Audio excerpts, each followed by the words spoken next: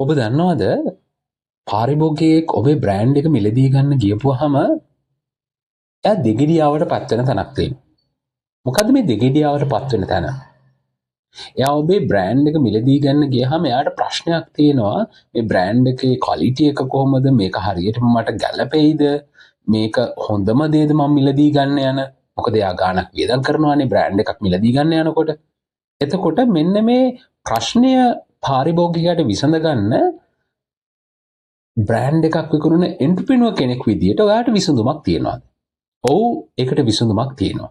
ඒ විසඳුම තමයි ඔයාට පුළුවන් තරම් සෝෂල් ප්‍රූෆ් දෙන්න පුළුවන් නම්. මොනවද මේ සෝෂල් ප්‍රූෆ් දෙනවා කියලා කියන්නේ? ඒ කියන්නේ ඔබේ බාණ්ඩ මිලදී ගත්තු පාරිභෝගිකයන්ගේ ටෙස්ටිමෝනියල්ස් එහෙම නැත්නම් වීඩියෝස් ඒ හැම දෙයකින්ම හැබැයි වැදගත්ම කාරණේ මේ හදන ටෙස්ටිමෝනියල්ස් මේ ඒ වගේම වීඩියෝස් ගොඩක් ඔතෙන්ටික් කරන්න පුළුවන් නම් තමයි වඩා සාර්ථක වෙන්නේ. ඔතෙන්ටික් කියන්නේ රියල් කරන්න, ඇක්චුවල් කරන්න.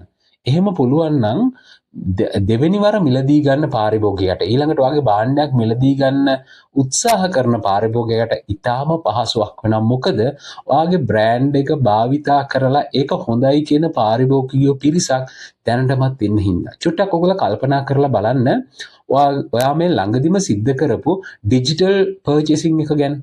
ඒ ඩිජිටල් පර්චේසින් එක කරන්න කලින් ඔයගොල්ලෝ රිවිව්ස් ගිහිල්ලා බැලුවා නේද? කස්ටමර් ටෙස්ටිමෝනියල්ස් ටික චෙක් කරා නේද? කස්ටමර් ෆීඩ්බැක් ටික චෙක් කරා නේද?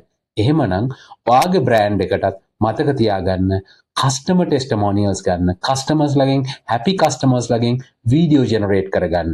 ඒක ඔයාගේ බ්‍රෑන්ඩ් එකට ලොකු ප්‍රූෆ් එකක්, ලොකු එවිඩන්ස් එකක් සපයනවා. ලොකු සාක්ෂියක් සපයනවා. ඊළඟට බ්‍රෑන්ඩ් එක මිලදී ගන්න පාරිභෝගිකයට එයාට විශ්වාසයක් ගොඩනගනවා. මේ දේ අනිවාර්යයෙන්ම ඔයාගේ බ්‍රෑන්ඩ් එක වෙනුවෙන් කරගන්න හැමතිස්සෙම සෝෂල් ප්‍රූෆ් එකක් හදන්න උත්සාහ කරන්න.